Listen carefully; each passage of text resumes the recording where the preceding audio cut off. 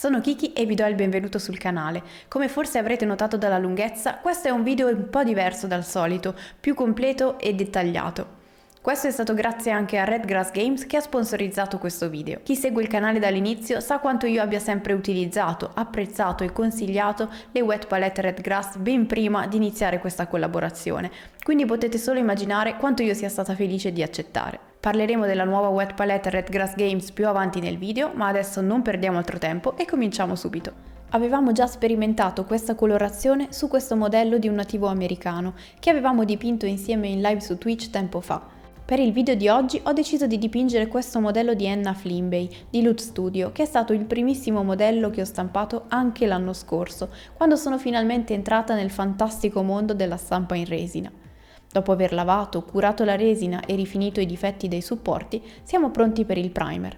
Dato che vogliamo creare un'atmosfera ben precisa intorno al soggetto, ovvero luce calda frontale e fredda da dietro, usare la combo aerografo e primer colorati ci facilita di molto la vita. Ho parlato di questi due elementi separatamente in video precedenti che trovate qui sotto in descrizione.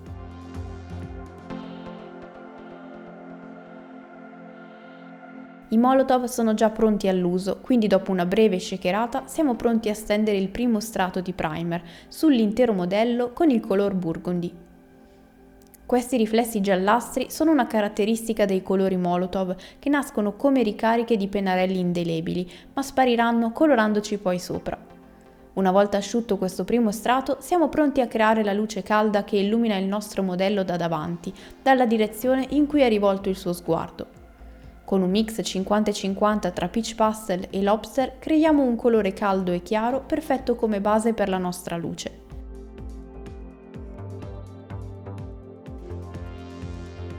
Gli strati di colore che si creano con i Molotov sono molto sottili, quindi non dobbiamo preoccuparci di creare spessori indesiderati se lavoriamo in modo pulito.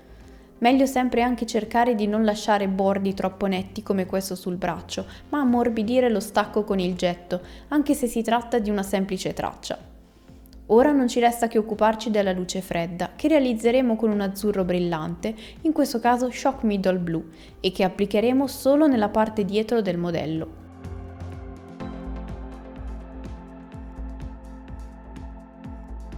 Tenere l'aerografo sempre dietro al modello, con la stessa inclinazione, permetterà di marcare senza difficoltà le zone che riceverebbero questa luce fredda.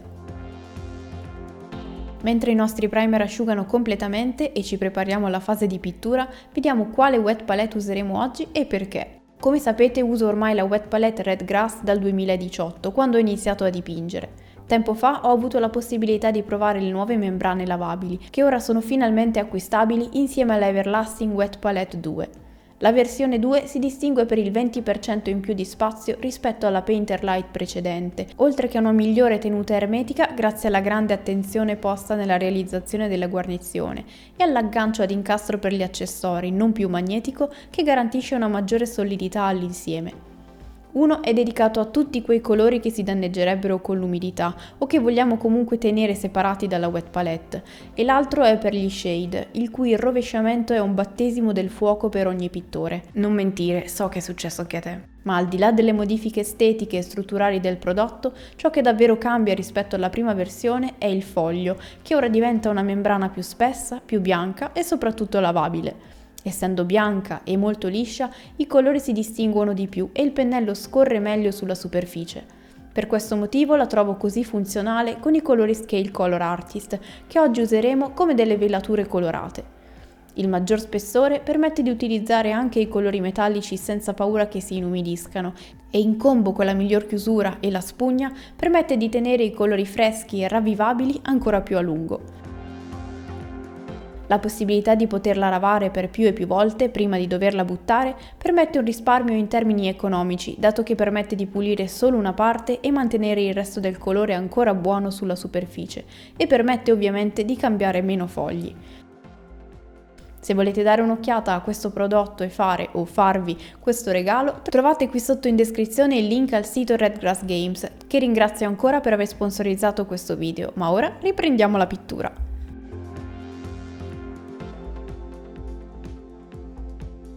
Partiamo proprio con Burnt Sienna di Scale Color Artist, tipologia di colori che mi piace affiancare ad altre marche per alcuni usi particolari, come negli esempi di oggi.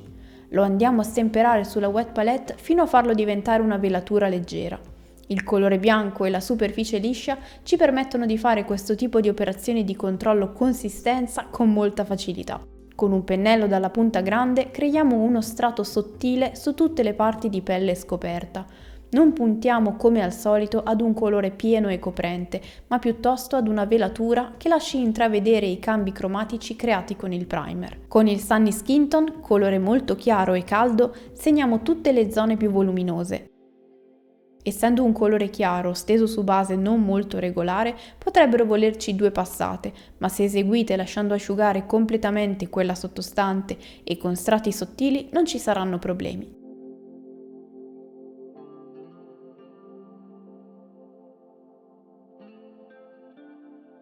Siamo in fase di costruzione in luci e volumi, quindi è normale che nel processo il modello non abbia un aspetto rifinito.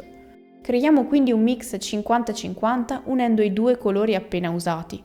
Con questo colore, chiaro ma corposo, grazie anche allo scale color, ci accostiamo alle luci appena segnate.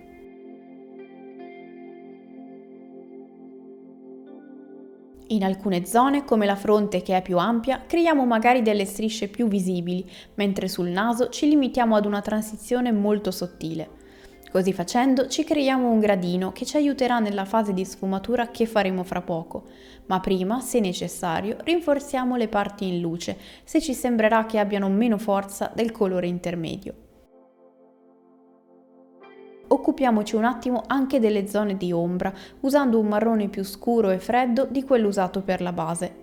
Lo stemperiamo a velatura in modo che sia meno incisivo sul modello e andiamo a dare maggiore profondità a tutte quelle zone che lo richiedono, come l'incavo degli occhi, le zone laterali del collo in ombra, i lineamenti del viso e le orecchie.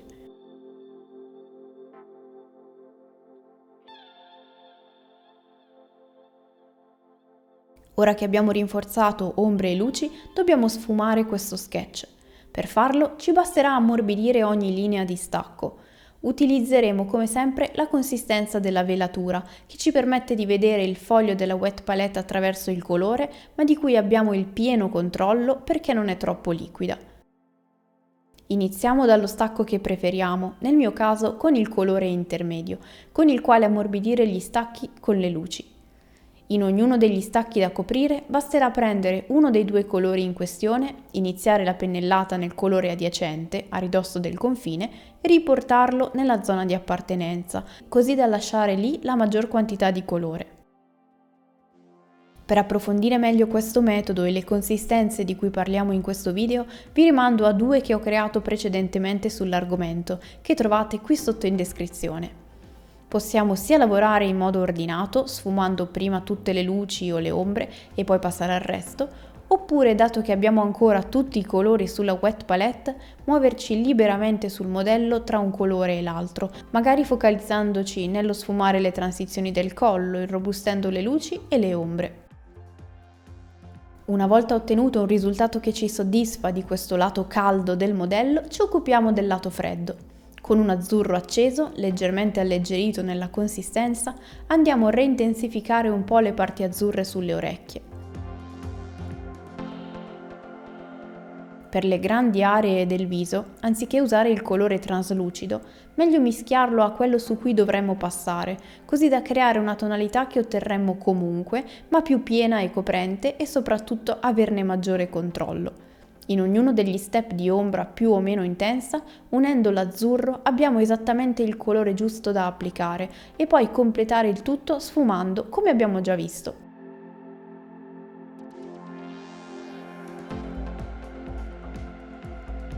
Passiamo ora ad occuparci dei capelli, per i quali ho deciso di creare un elemento più scuro per creare contrasto. Con un marrone più scuro, questa volta caldo, creiamo una base di colore su tutti i capelli, così che si depositi soprattutto nei recessi, colori appena il resto e lasci intravedere il primer.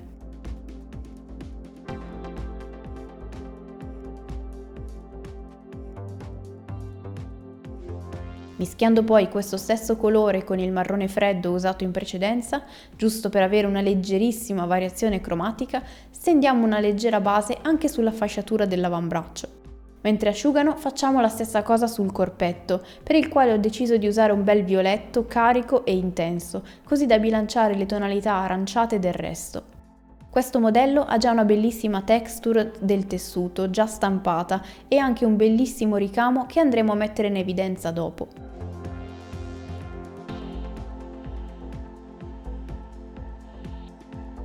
Per quella sorta di radici che ha sulle spalle possiamo tranquillamente usare uno dei marroni già usati prima, magari appena schiarito, oppure usare un colore dedicato, come in questo caso Hood, che ho deciso di usare scurendolo leggermente.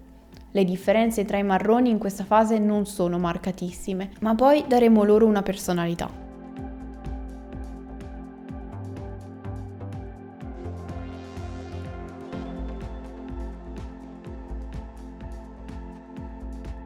Per il momento occupiamoci del bellissimo corpetto. Qui come vedete sono partita creando un mix tra il viola, colore del tessuto, e il Sunny Skin Tone, che finora ha rappresentato il colore caldo della luce che illumina il modello, e ho creato due tonalità diverse. Andando però ad applicare il colore sul modello mi sono resa conto che era troppo spento, mancava saturazione e calore alla miscela, e per questo ho aggiunto dell'arancione chiaro. In questo modo le tonalità create che useremo assumeranno subito una connotazione molto più calda e avvolgente, che rappresenta in pieno l'idea di luce che volevamo creare.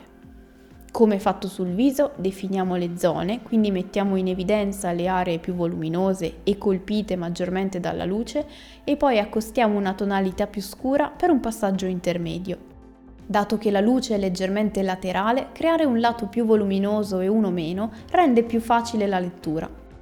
Oltre alle parti in luce ci occupiamo anche di scurire e intensificare quelle in ombra, cominciando con il violetto puro.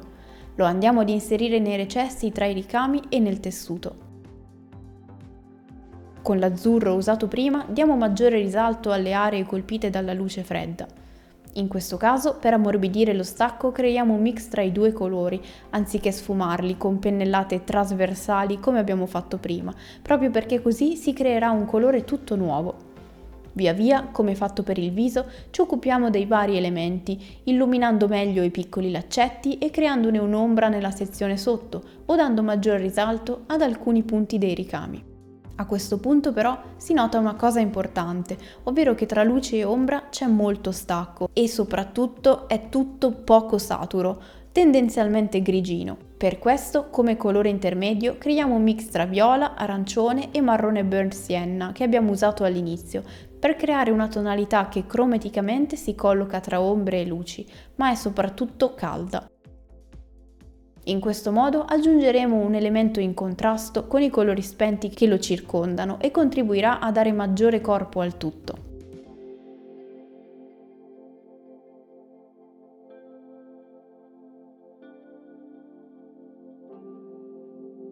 Ora che abbiamo ristabilito gli equilibri tra ombra, mezzotono e luce, possiamo dedicarci alle fasi di rifinitura del corpetto, andando a sfumare ogni parte fino ad ottenere il risultato desiderato.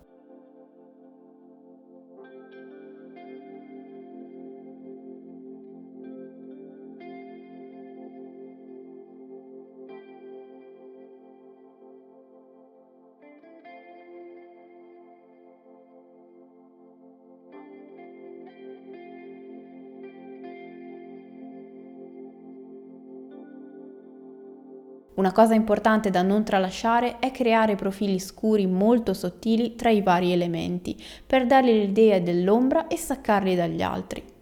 Su questo modello, ad esempio, è importante creare uno stacco netto tra parte superiore e inferiore del corpetto, tra il tessuto e le radici sulle spalle, e tra le varie sezioni di tessuto.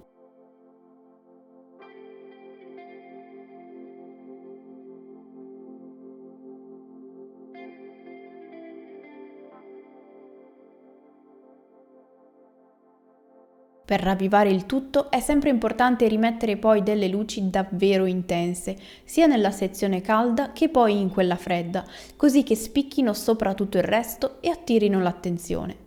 Come regola generale, il contrasto è fondamentale, quindi più sarà forte il contrasto tra ombre e luci, più il nostro modello sarà leggibile fin dalla prima occhiata e di conseguenza facile da interpretare e capire.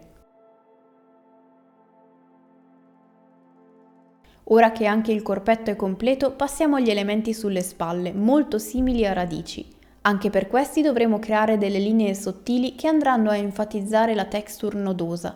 Partiamo con le zone azzurre, nelle quali segniamo i volumi solo nelle zone più sporgenti, prima con l'azzurro puro e poi mischiandolo al marrone usato come base delle radici per creare una transizione più liscia e organica. All'interno di queste creiamo poi dei tratti più brevi, in concomitanza con i volumi più marcati, con un mix di azzurro e bianco.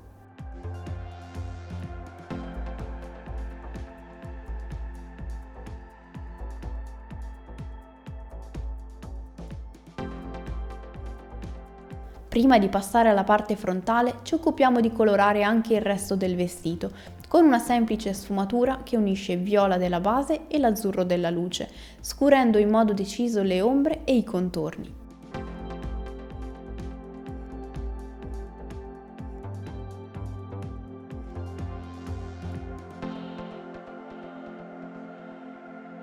All'attaccatura di queste ramificazioni scuriamo leggermente le ombre con il marrone scuro usato per i capelli, così da creare più contrasto tra queste aree e quelle chiare, sia con quelle azzurre dietro sia con quelle chiare e calde del davanti. Lo stesso Sunny Skin Tone schiarito andrà benissimo anche in questa situazione, o come in questo caso Sand Yellow, che presto useremo per un altro mix.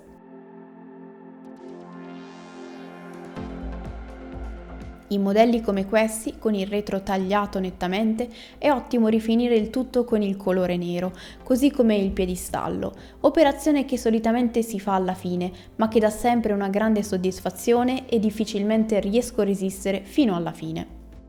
Mancano ancora pochi elementi da completare, quindi partiamo con la fasciatura dell'avambraccio.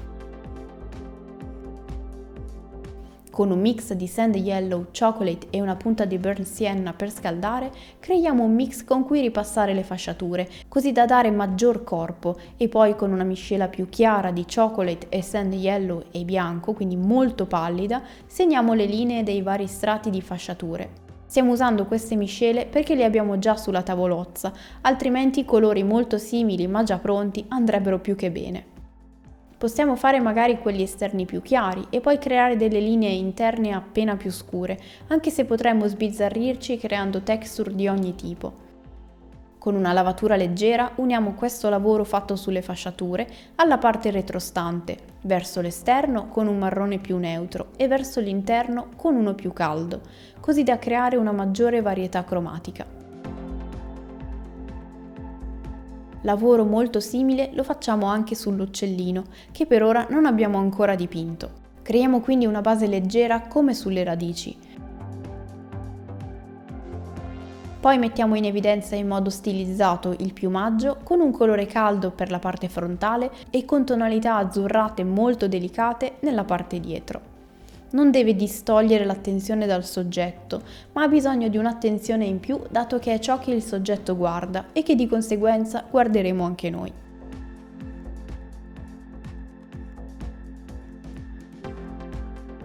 Con la stessa miscela di prima, una sorta di avorio sporco, creiamo la base degli occhi, ovvero la sclera.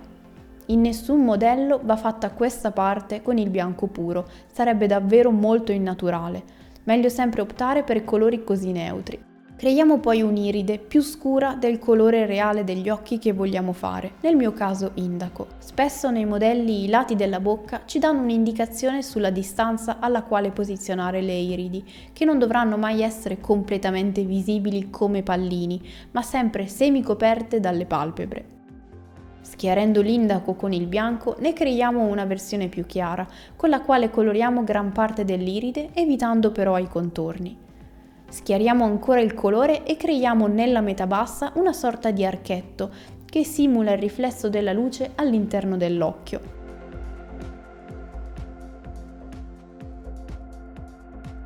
Inseriamo poi una piccola pupilla nera che dovremo cercare di collocare al centro del piccolo archetto.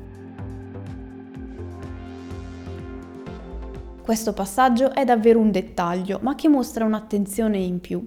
Mischiamo quindi bianco e giallo, ovvero il colore della luce, e una punta impercettibile di azzurro che semplicemente sporca la miscela e creiamo un'ulteriore luce al centro dell'archetto.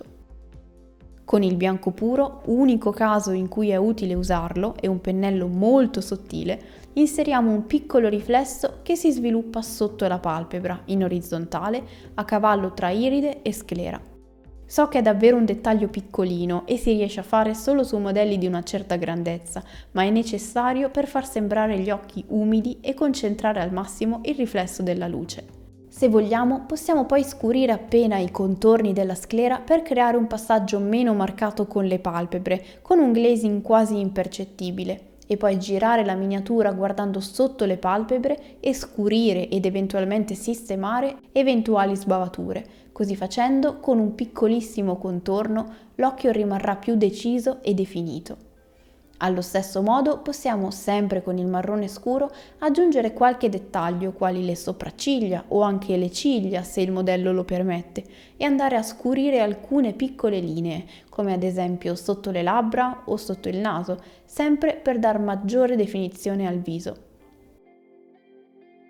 A questo punto mancano davvero solo i capelli, che dobbiamo cercare di evitare di far sembrare degli spaghetti, e per questo cerchiamo di illuminarne prima davanti e poi dietro le ciocche, ma in modo non troppo ordinato.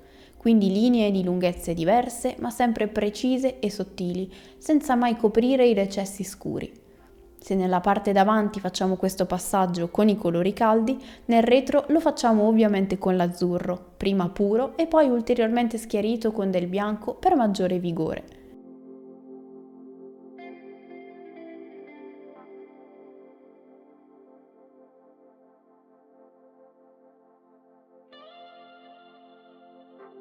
Del bianco puro sarà perfetto per dare quest'ultimo tocco anche davanti e concludere il nostro modello. Come sempre, spero che anche questo tutorial vi sia stato utile per trovare un nuovo spunto da applicare ai vostri modelli. Io ringrazio ancora Redgrass Games per avermi aiutato a realizzare questo video e vi ricordo di dare un'occhiata alla descrizione per trovare tutti i link utili, così come i video di cui abbiamo parlato oggi. Nell'attesa di sapere cosa ne pensate del risultato caldo-freddo qui sotto nei commenti, io vi ringrazio per aver visto il video fino alla fine, vi do appuntamento al prossimo e fino ad allora siate creativi!